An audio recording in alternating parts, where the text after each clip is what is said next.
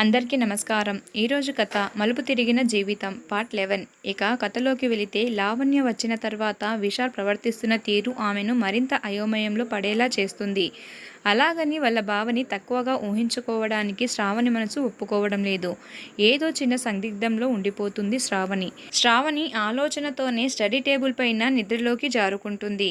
విశాల్ ఇంకా తన మనసును అతను తనకి తెలుపలేదు. విశాల్ లేచి శ్రావణి దగ్గరికి అడుగులు వేస్తుండగా అతని మొబైల్కి కాల్ వస్తుంది. విశాల్ కాల్ రిసీవ్ చేసుకుని వెంటనే ఆమెను వదిలి వేగంగా బయటకు వెళ్ళిపోతాడు. అర్జెంటు పని మీద వేగంగా బయటకు వెళ్ళిన విశాల్ అతని తోట చేరుకునేసరికి అక్కడ మొక్కలన్నీ జీవం కోల్పోయినట్లు ఒకవైపు వాలిపోయి ఉంది. అలా ఆ మొక్కలను చూడగానే విశాల్కి కూడా జీవం కోల్పోయినట్లు మోకాల మీద కూర్చుండిపోతాడు. అక్కడ పనిచేసే అతడు అప్పుడే అక్కడికి వచ్చి ఏమైందో తెలియదు బాబు, ఉదయం బాగానే ఉన్నాయి, సాయంత్రానికి ఒక్కసారిగా వాడిపోయాయి అంటారు. అక్కడ తన తోటని అలా చూడగానే విశాల్కు ఏం అర్థం కావడం లేదు. అసలు ఏం జరిగిందో కూడా తోచడం లేదు. అక్కడ ఒకవైపుగా ఉన్న ఎరువులను చూస్తాడు. దగ్గరికి వెళ్ళి చూసి అక్కడ ఎరువులను పిచికారి చేసింది ఎవరు అని అడుగుతాడు విశాల్. అతడు వెళ్ళి ఒక అబ్బాయిని తీసుకొచ్చి ఇతనే పిచికారి చేసింది అని అనగా విశాల్ తనని అడుగుతాడు, ఏ నిష్పత్తిలో ఎరువు పిచికారి చేశావు అని కోపంగా అడగగా ఆ అబ్బాయి చెప్తుండగానే విశాల్కి అర్థమైంది ఎరువుల నిష్పత్తి తారుమారు అయ్యిందని. వాళ్ళని గట్టిగా మందలించి తర్వాత ఏం చేయాలో అని ఆలోచనలో పడతాడు విశాల్. 3 రోజుల పాటు అక్కడే వ్యవసాయ క్షేత్రంలో ఉండి తిండి తిప్పలు లేకుండా తిరిగి వివిధ పద్ధతుల ద్వారా ప్రయత్నిస్తున్నాడు. విశాల్ కృషి ఫలించి 3 రోజుల తర్వాత తిరిగి జీవకాంతిని పెంచుతుంది ఆ తోట. అప్పుడే అతను కోల్పోయిన కాంతి కూడా అతని ముఖంలోకి వచ్చి చేరుతుంది. ఈ 3 రోజుల్లో లావణ్య కూడా తను ఇల్లు వదిలి వెళ్ళినప్పటికీ ఇప్పటికీ మారిన ఇంటిని గమనించి అలమారా స్నానాల్లో కబోర్డ్స్ వచ్చాయి. మార్బల్ ఫ్లోర్స్, బెడ్రూమ్కి అటాచ్ బాత్రూమ్, ఇంకా బయట గార్డెన్, బాంబో చైర్స్ అంతా కొత్తగా అనిపించింది. వైఫై కూడా స్పీడ్గా వస్తుంది అనుకుంది లావణ్య. ఇంటిపైన ఉన్న ఈ రూమ్ ప్రశాంత్ కోసం ఏమో అని అనుకుంటుంది. చిన్నప్పటి నుంచి ప్రశాంత్కి వాళ్ళ అక్క లావణ్య అంటే ఇష్టం. చిన్నగా ప్రశాంత్తో మాటలు కలుపుతూ అన్ని వివరాలు తెలుసుకుంది. అలాగే ప్రశాంత్ కూడా లావణ్య గురించి తెలుసుకోసాగాడు. అలాగే శ్రావణి డాక్టర్ అని, శ్రావణికి విశాల్కి పెళ్ళయిందని తెలుసుకుంది. అయినా ఆ నిమిషం లావణ్యకి ఎటువంటి భావన కలగలేదు. ఐశ్వర్య మరియు పూర్ణిమ గురించి అవసరమైనంత వరకు తెలుసుకుంటుంది. లక్ష్మి గారి కోపం తగ్గలేదు. కానీ ఇంతకు ముందులా లేచి వెళ్ళిపోకుండా కొంచెం చూసి చూడనట్టుగా వదిలేస్తున్నారు లావణ్యని. శ్రావణి లావణ్య మధ్య మాటలు కొంచెం పొడిగానే సాగుతున్నాయి. ఇంకా లావణ్యకైతే ఏ వ్యక్తి అయినా తన మాటలు ఒక ఫ్లోలో పోతాయి. 3 రోజుల తర్వాత తిరిగి ఊపిరి పోసుకున్న విశాల్కి 3 రోజుల పాటు శ్రావణిని చూడకపోవడంతో శ్రావణిని చూడాలనిపిస్తుంది. లావణ్య ఉండడంతో అతనికి కొంచెం ఇబ్బందికరంగా అనిపించిన విశాల్కి సంబంధించినవి అన్నీ అక్కడే ఉండడం వలన శ్రావణితో వివరంగా మాట్లాడాలి అనుకున్నాడు విశాల్. హైదరాబాద్ నుంచి వచ్చిన తర్వాత శ్రావణితో మాట్లాడటానికి సమయం దొరకట్లేదు విశాల్కి. అతని కోసం అతను కొంచెం సమయం కేటాయించుకొని ప్రత్యేకంగా తయారయ్యాడు శ్రావణి కోసం విశాల్.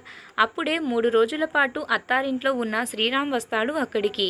లావణ్య వచ్చిందంట, అది నిజమేనా అంటూ అడిగాడు విశాల్ని.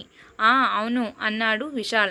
లావణ్య గురించి మాట్లాడుతున్న శ్రీరాముని ఆపి ఈ ఫామ్ హౌస్ని రీమోడల్ చేద్దామనుకుంటున్నాను. ఆ రోజు శ్రావణి చెప్పింది కదా తనకు ఎలా కావాలో అలా. ఒక కాంట్రాక్టర్ని చూడు, అడ్వాన్స్ తీసుకొని పని మొదలుపెట్టమను అన్నాడు. సరే అంటూ నవ్వుకుంటూ వెళ్ళిపోయాడు శ్రీరామ్. ఐశ్వర్యకి ఫోన్ చేసి శ్రావణి గురించి కనుక్కోగా తను ఇంకా ఇంటికి రాలేదని, హాస్పిటల్లోనే ఉందని చెప్పడంతో హాస్పిటల్కి బయలుదేరాడు విశాల్. విశాలాపురంలోనే గవర్నమెంట్ హాస్పిటల్కి వెళ్తాడు విశాల్. అక్కడ ఉన్న సిస్టర్ని శ్రావణి గురించి అడుగుతాడు. విశాల్ అంటే ఆ ఊర్లోనే కాదు, చుట్టుపక్కల ప్రాంతాల్లో కూడా మంచి పేరు ఉండడంతో హాస్పిటల్లో ఉన్న వాళ్ళందరూ అతన్ని పలకరిస్తారు. విశాల్ వచ్చిన విషయం సిస్టర్ శ్రావణికి చెప్తుంది. శ్రావణి పరిగెత్తుకుంటూ బయటికి వచ్చి చూస్తే విశాల్ వైట్ టీషర్ట్ మరియు బ్లాక్ జీన్స్తో అటువైపు తిరిగి ఎవరితో మాట్లాడుతూ కనిపిస్తాడు. ఒక నిమిషం విశాల్ వైపు వెళ్ళబోతూ మళ్ళీ ఆగి వెనక్కి ఆగిపోతుంది. అక్కడ ఉన్న సిస్టర్తో కొంచెం ఆలస్యం అవ్వుద్ది అని విశాల్కి చెప్పమంటుంది శ్రావణి. కాలం కరుగుతున్న విశాల్ ఇంకా అక్కడే ఉండడంతో శ్రావణి నిశ్శబ్దంగా బయటకు వచ్చి తన బైక్ స్టార్ట్ చేయబోతుంది. అప్పుడే సైలెన్సర్ సౌండ్ గట్టిగా వినిపించి శ్రావణి దగ్గరికి విశాల్ వచ్చి ఆగాడు. శ్రావణి ఇంకా ఏం మాట్లాడకుండా విశాల్ బైక్ బైక్ మీద వెళ్ళి కూర్చుంటుంది. దారిలో శ్రావణి కోసం తనకు నచ్చిన ఫుడ్ పార్సల్ తీసుకొని ఇద్దరూ తమ ప్రయాణాన్ని కొనసాగించారు. ఇంటికి వచ్చిన తర్వాత శ్రావణి లోపలకు వెళ్ళబోతుండగా విశాల్ ఆమెను ఆపి రేపటి నుంచి రోజు నిన్ను నేనే పికప్ చేసుకుంటాను అంటాడు. దానికి ఆమె కొయ్యబారిన బొమ్మల తల మాత్రమే ఊపుతుంది. ఇంకా శ్రావణి అంటూ ఏదో చెప్పబోతున్న విశాల్ని ఆపి బాబా ప్లీజ్, ఇప్పుడే హాస్పిటల్ నుంచి వచ్చాను కదా, డెటాల్ వాసన వస్తుంది, ఫ్రెష్ అయి వస్తాను అంది శ్రావణి. శ్రావణి మాటలకి ఎక్స్ప్రెషన్స్కి విశాల్ నవ్వుకుంటూ శ్రావణి వెనకాలే లోపలికి వెళ్తాడు. శ్రావణి ఫ్రెష్ అయి వచ్చేలోపు పూర్ణిమ ఫుడ్ వడ్డిస్తాను అన్నా వద్దు అని ప్రశాంత్ ఐశ్వర్య గురించి కనుక్కొని ఫుడ్ పార్సల్ ఇద్దరికి ప్లేట్లో పెట్టేస్తాడు విశాల్. శ్రావణి వచ్చిన తర్వాత ఇద్దరు కలిసి డిన్నర్ ముగిస్తారు. తర్వాత విశాల్ ఆమె కోసం ఐస్ క్రీమ్ బౌల్లో వేసి తీసుకొచ్చి ఇస్తాడు. చివరకు వాటర్ బాటిల్ ఆమె చేతిలో పెట్టి మన రూమ్కి తీసుకుని రా అని చెప్పి వెళ్ళిపోతాడు విశాల్. గదిలోకి వచ్చిన శ్రావణి వాటర్ బాటిల్ అక్కడ పెట్టి మౌనంగా పిల్లో తీసుకుంటుంటే విశాల్ ఇక్కడ బొంతలు సోఫాలు ఏమీ లేవు అని కొంచెం హస్కీగా అంటాడు. శ్రావణి రూమ్ అంతా ఒక్కసారిగా చూస్తుంది. శ్రావణి రూమ్లో ఉన్న సగం పందిరి మంచం ఆక్రమించగా మిగతా సగం dressing table, study table, chair ఆక్రమించాయి. అయినా శ్రావణి మౌనంగా ఉంటే విశాల్ నాతో బెడ్ షేర్ చేసుకోవడం ఇష్టం లేదా అని నెమ్మదిగా అడుగుతాడు. ఆ మాటలకు వెంటనే శ్రావణి బెడ్పై వాలిపోతుంది. ఇద్దరు మౌనంగా ఉంటూ ఎవరి ఆలోచనల్లో వాళ్ళు ఉంటారు. ఏ ఆడపిల్ల అయినా తన భర్త హృదయ సవ్వడి వింటూ తనకు కలిగిన అలసటని మరిచిపోయి ప్రశాంతంగా నిద్రపోతుంది తన భర్త గుండెలపై. తల్లి ఒడి తర్వాత ఆడపిల్లకి అత్యంత భద్రతను ఇచ్చే స్థానం భర్త హృదయమే. నేను ఎందుకు వద్దనుకుంటాను అనుకుంది శ్రావణి.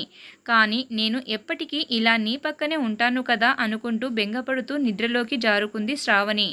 విశాల్ కూడా శ్రావణి గురించి ఆలోచిస్తూ తమ పెళ్ళైన కొత్తలో జరిగిన సంఘటనలు గుర్తు చేసుకుంటూ శ్రావణికి ఏదైనా ఒక విషయం పూర్తిగా వినే అలవాటు లేదు.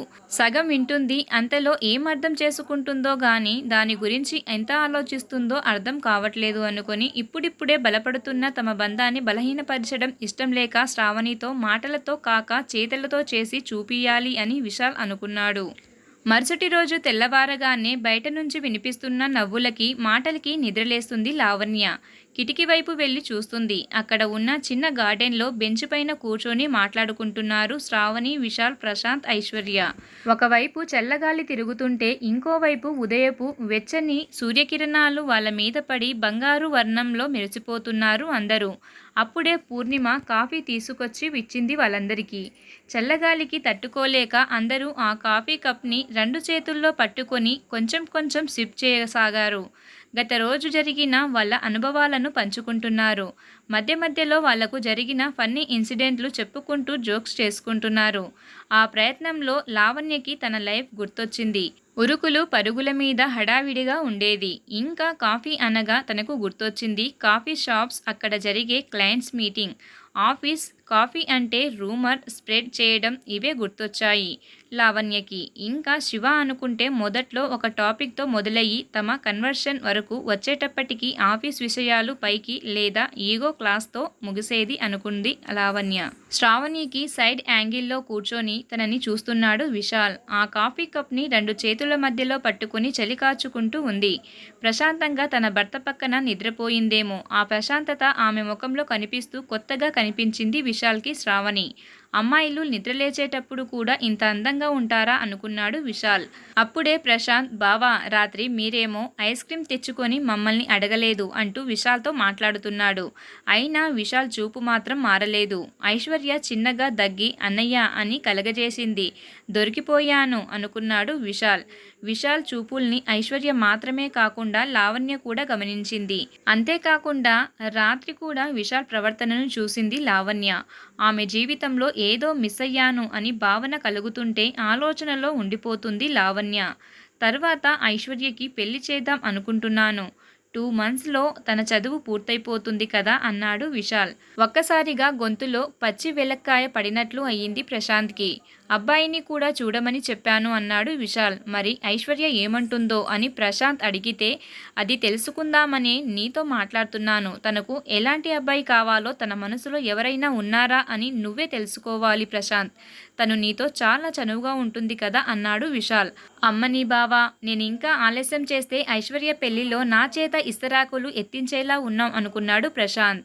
ప్రశాంత్, నువ్వు ఇంకా లేట్ చేయకూడదురా. తనకు తనే అనుకొని ఐశ్వర్య ఎక్కడ ఉందో చూద్దామని వెళ్తాడు. కిచెన్లో నాట్యం చేసే అమ్మాయిలా చున్నీని వన్ సైడ్ వేసి దానిని తిప్పికట్టి బ్రేక్ఫాస్ట్ రెడీ చేయడంలో బిజీగా ఉంది ఐశ్వర్య. మీరు ఉండండి పూర్ణిమ ఆంటీ, ఈ ఐశ్వర్య ఉండగా మీకెందుకు శ్రమ అంటూ ఉత్సాహంగా ప్రిపేర్ చేస్తుంది. ఆమె అతని కుటుంబం కోసం అంత ఇష్టంగా ఫుడ్ ప్రిపేర్ చేస్తుంటే అటూ ఇటూ చూసి ఐశ్వర్య దగ్గరికి వెళ్తాడు ప్రశాంత్. అతని రాకని గమనించిన ఐశ్వర్య ఏమీ పట్టించుకోకుండా తన పని చేసుకుంటుంది. ఇంకా దగ్గరగా 5 ఇంచుల గ్యాప్కి వచ్చేసరికి, ఓయ్ ఏంటి దగ్గరికి వస్తున్నావు, ఏంటి విషయం అంటూ, నూనె వేడిగా ఉంది జాగ్రత్త అంటూ కళ్ళు ఎగరేసింది. ఏమీ లేదంటూ ఆమె నడుం పక్క నుంచి చెయ్యి పోనించి అప్పుడే వేసిన పూరీని తీసుకొని ఆమె ఫేస్ పక్కన పెట్టి, నాకు నీ బుగ్గలకి ఈ పూరీకి తేడా తెలియట్లేదు. పొరపాటున ఈ పూరి అనుకొని నీ బుగ్గలను కొరుకుతానేమో చూసుకో అంటూ తన ముఖంపై పడిన పిండిని గాలితో ఊది వెళ్ళిపోతాడు ప్రశాంత్. ఈడియట్ అనుకుంటూ ఐ లవ్ యూ మాత్రం చెప్పడు అనుకుంది ఐశ్వర్య. అప్పుడే పూర్ణిమ, జాగ్రత్తమ్మ నీ బుగ్గలు. ఐశ్వర్య చిత్రంగా చూస్తుంటే, అదేనమ్మా పూరీలు అంటుంది పూర్ణిమ. అప్పుడే ఫ్రెష్ అయి అక్కడికి వచ్చిన శ్రావణి వాళ్ళిద్దరినీ అక్కడ చూసి నవ్వుకుంటూ ఐశ్వర్యకి కొంతసేపు ఏడిపించి ఏదో మర్చిపోయి తలకొట్టుకుంటూ తిరిగి గదిలోకి వెళ్తుంది. అప్పుడే ఫ్రెష్గా స్నానం చేసి టవల్ కట్టుకుని బాత్రూమ్ నుంచి బయటకు వస్తాడు విశాల్. సడన్గా విశాల్ని అలా చూసేసరికి ఒక్క నిమిషం పాటు విశాల్ని కళ్ళల్లో నింపుకొని, స్వారీ బావా, నేను చూసుకోకుండా వచ్చేశాను అని గోడవైపు తిరుగుతుంది శ్రావణి. స్వారీనా, ఇప్పుడు దాకా అంతులేని ప్రేమని ఆమె కళ్ళల్లో నింపుకొని నన్ను చూసి ఇప్పుడేంటి ఇబ్బందిగా అటువైపు తిరిగింది అనుకున్నాడు విశాల్. శ్రావణి వైపుగా నెమ్మదిగా అడుగులు వేయసాగాడు. శ్రావణి గోడవైపు తిరిగి ఉన్న వెనకాల వచ్చే అడుగుల శబ్దం విని దానితో పాటు అతని మీద సుగంధాలతో సోఫ్ వాసన కలగలిపి గమ్మత్తైన పరిమళం శ్రావణికి చేరుతుంటే మరింత గోడకి అతుక్కున్నట్టుగా ఉండిపోతుంది శ్రావణి. నెమ్మదిగా ఆమెను చేరి శ్రావణి ఎలా నిలబడిందో అలాగే తనకి వెనకవైపుగా తాకనట్టుగా నిలబడి శ్రావణి చేతి మీద చెయ్యి వేశాడు విశాల్. శ్రావణి చేతిని నెమ్మదిగా పట్టుకుంటూ, చిన్నప్పుడు ఇలాగే నీ చెయ్యి పట్టుకుని నీ చేత అక్షరాలు దిద్దించాను గుర్తుందా అని అడిగాడు. హా అంది. శ్రావణి మెడ మీద ఉన్న చిరుచెమటను చూసి, ఇప్పుడు కూడా చెమటలు పడుతున్నప్పుడు ఫ్యాన్ వేసుకోవడం నేర్పిస్తాను అని ఆమె చేతిని తీసుకెళ్లి అక్కడ ఉన్న స్విచ్ బోర్డుపై స్విచ్ వేయిస్తాడు విశాల్. నీకోసం ఎన్ని చేస్తున్నాను కదా, నా కోసం ఏం చేయవా అని అడిగాడు విశాల్. ఏం చేయాలి అంది తడబడుతూ. ఏమీ లేదు, బయటికి వెళ్ళాలి, డ్రెస్ తీసి రెడీగా పెట్టు అన్నాడు విశాల్. ఎందుకో మరి విసురుగా అతనిని తప్పించుకొని బట్టలు తీసి బెడ్ మీద పెడుతుంది. శ్రావణి అలా చేసేసరికి నవ్వుకున్నాడు. అంతలోనే ఆ అని అరుస్తుంది శ్రావణి. ఏమైంది అని అడగగా, బల్లి పడింది అంటుంది శ్రావణి. అప్పటికే శ్రావణి అరిచిన అరుపులు ఇల్లంతా రీసౌండ్ వస్తే లావణ్యకి మాత్రం డిటిఎస్ సౌండ్లా రీసౌండ్ వస్తూనే ఉంది. అందరూ రూమ్ బయటనే ఉన్నారు. కంగారుగా బయటకు వచ్చిన శ్రావణిని చూశారు అందరూ. వెళ్ళేటప్పుడు ఫ్రెష్గా వెళ్ళింది. ఇప్పుడేమో ఏంటి ఆ చెమటలు అనుకున్నారు. ఏమైంది అని అడిగితే, అది అంటూ గుటకలు మింగసాగింది శ్రావణి. అంతలోనే బటన్స్ పెట్టుకుంటూ బయటకు వచ్చాడు. అందరి ఫేస్లో అంతులేని ఆశ్చర్యం. ఏమీ లేదు, శ్రావణి మీద బల్లి పడింది అంతే అన్నాడు విశాల్. అంతేనా అంది పూర్ణిమ. బల్లి పడితే వెంటనే తలస్నానం చేయాలి, వెంటనే చేసిరా అని చెప్పారు లక్ష్మిగారు. అమ్మా ప్లీజ్, మళ్ళీ హెయిర్ బాత్ అంటే నా వల్ల కాదు అని శ్రావణి అంటున్నా బలవంతంగా శ్రావణిని ఫ్రెష్ అవ్వడానికి పంపిస్తారు. అంత మంచిది కాదు, గుడికి వెళ్ళి ఒకసారి పూజారి గారిని కనుక్కుందాం, ఎక్కడ పడిందో ఏవైనా పరిహారాలు చేయాలో అని లక్ష్మిగారు కొంచెం కంగారు పడ్డారు. విశాల్ పని మీద బయటికి వెళ్తాడు. తర్వాత అందరూ గుడికి బయలుదేరారు. ప్రశాంత్ బలవంతం మీద లావణ్య కూడా వాళ్లతో పాటు వెళ్ళింది. అందరూ నడుచుకుంటూ గుడికి వెళ్తూ వెళ్లే దారిలో శ్రీరామ్ భార్య సంధ్యని కూడా వారితో కలుపుకుంటారు. దారిలో ఊర్లో వాళ్ళందరూ వాళ్ళను ఆత్మీయంగా పలకరిస్తుంటారు. ఊరు బాగానే డెవలప్ అయ్యింది అని లావణ్య, ఊరు ఆధునికతను సంతరించుకున్న ఊర్లో జనాల మధ్య అనురాగం చేరలేదు అంది సంధ్య. దేవాలయం చేరుకొని దర్శనం చేసుకొని పూజారి గారికి అసలు విషయం చెప్పారు. ఎక్కడ పడిందమ్మా బల్లి అని పంతులుగారు అడిగితే కుడి భుజం మీద అని చెప్పింది శ్రావణి. పంతులుగారు పుస్తకం చూసి చెప్పేలోగా ఎగ్జైట్మెంట్ ఆగని సంధ్య గూగుల్ సెర్చ్ చేసింది. Romantic moments with your partner అని వచ్చింది. దాదాపు అదే విషయాన్ని పంతులుగారు కూడా అండర్లైన్ చేసి చూపించారు. లక్ష్మి పెదవుల మీద స్వచ్ఛమైన నవ్వు వస్తే అందరి పెదవులపై ముసిముసి నవ్వులు వచ్చాయి. ఆహా, రొమాంటిక్ మూమెంట్స్ అంట, ఇంకా నువ్వు విశాల్ ఒకటైపోతారు, కలిసిపోతారు అని గట్టిగా అంది సంధ్య. అంటే శ్రావణి విశాల్ ఇంకా విడివిడిగానే ఉంటున్నారా అనుకుంది లావణ్య. ఇదంతా చూసిన శ్రావణి తన హాస్పిటల్లో పని ఉందంటూ హడావిడి పడుతూ ముందుకు పడబోయి తమాయించుకుని వడివడిగా వెళ్ళిపోతుంది. వెనుక నుంచి అందరూ జాగ్రత్తనోయ్, జాగ్రత్త అంటూ అరిచారు. అత్తయ్య, ఎక్కడి నుంచి? మన పొలానికి వెళ్దాం, చూసి చాలా రోజులైంది. శ్రీరామ్ కూడా అక్కడే ఉన్నాడు, నేను ఫోన్ చేసి వెహికల్ తీసుకుని రమ్మని చెప్తాను అని అన్నది సంధ్య. మొన్న హైదరాబాదులో విశాల్ తన ఫార్మింగ్ గురించి చెప్పడం విన్న లావణ్య అసలు అక్కడ ఏం జరుగుతుందో తెలుసుకోవాలని నేను కూడా మీతో పాటు వస్తాను అని లావణ్య చెప్పింది. పొలానికి వచ్చాడే గాని విశాల్కి కొంచెం గాబరగానే ఉంది. ఆ పూజారి గారు ఏమన్నారు అని. ఎవరిని అడగాలో తెలియక తన పని తాను చేసుకుంటున్నాడు. అంతలోనే అందరూ అక్కడికి చేరుకుంటారు. అందర్నీ చిరునవ్వుతో పలకరించి మొత్తం తిప్పి చూపిస్తాడు విశాల్. పొలమంతా తిరిగి అలసిపోయి వచ్చిన వారికి శ్రీరామ్ అక్కడున్న కొబ్బరి బొండాలు ఇస్తాడు. అందరికీ ఇచ్చి లావణ్యకి ఇవ్వకపోవడంతో ఐశ్వర్య అడుగుతుంది. లావణ్యకు ఎందుకు ఇవ్వలేదని అడిగింది. ఈ లావణ్య మేడం కొబ్బరి బొండం తాగుతారో లేదో తెలియక ఆవిడ కోసం కూల్ డ్రింక్ తీసుకురావడానికి మనిషిని పంపించాను అన్నాడు శ్రీరామ్. అలా అక్కడ సరదాగా గడిపి అందరూ ఇంటికి చేరుకున్నారు. ప్రశాంత్ బట్టలు ప్యాక్ చేసుకుంటున్నాడు. అతని దగ్గరికి వస్తుంది ఐశ్వర్య. అతను 2 రోజులు బిజినెస్ వర్కుషాప్ పని మీద ఊరెళ్తున్నాడు. ఐశ్వర్య డల్గా ఉండడం గమనించిన ప్రశాంత్ ఆమె దగ్గరికి వెళ్ళి, ఆ బల్లి నీ మీద ఎప్పుడు పడుతుంది అంటావు అని కొంచెం హస్కీగా అడుగుతాడు. ఏమీ అర్థం కాదు. ఏంటి అని అడుగుతుంది ఐశ్వర్య. అదే ఉదయం శ్రావణి మీద పడింది కదా, అదే ప్లేస్లో నీకు ఎప్పుడు పడుతుంది అంటావు అన్నాడు ప్రశాంత్. కొద్దిసేపటికి అర్థమైన తర్వాత ఈడియట్ అంటూ సిగ్గుపడుతుంది ఐశ్వర్య. విశాల్ చెప్పడంతో వర్కుషాప్ పేరు చెప్పి లావణ్య గురించి తెలుసుకోవడానికి హైదరాబాదులో అడుగు పెడతాడు ప్రశాంత్. లావణ్య మాత్రం ఆలోచన సుడిగుండంలో ఉండిపోతుంది. ఆమె ఆలోచనలు ఒకవైపు శివ, మరోవైపు విశాల్. ఏమీ అర్థం కావట్లేదు తనకి. అందరి మనసుకు నచ్చే అద్భుతమైన కథ. ఈ కథలోని మిగతా భాగాన్ని నెక్స్ట్ ఎపిసోడ్లో చూద్దాం. Please subscribe my channel.